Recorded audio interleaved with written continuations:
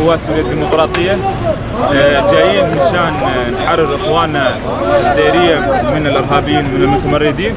نحن كقوات سوريا الديمقراطية يعني جايين يعني مشان نحرر شعبنا المظلوم من هذول الخونة اللي يحاولوا يسوي فتنة بين العرب والأكراد. هذا الشيء طبعا ما راح يحصل، لأنه نحن جايين ضد هالشيء هذا.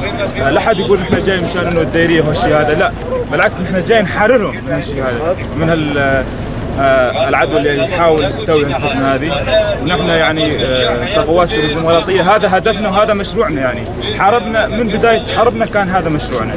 فنتمنى لجميع رفاقنا على الانتصار ويحافظون على اخواننا الديرية، لانه الحقد العدو يريد هالشيء هذا، نحن ما نريد نزرع هذا الحقد يصير فتنة بين عرب واكراد.